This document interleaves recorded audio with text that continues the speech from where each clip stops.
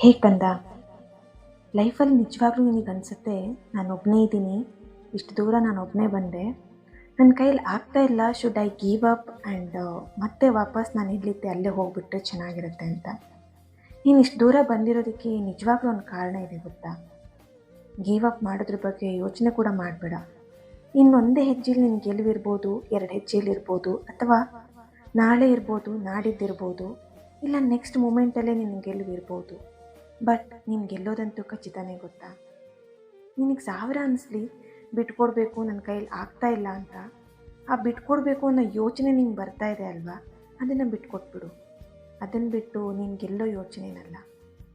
ನೀನು ಗೆದ್ದೇ ಗೆಲ್ತೀಯ.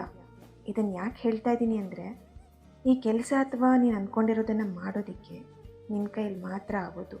That is Y ನೀನು ಈ ದಾರಿಯಲ್ಲಿರೋದು.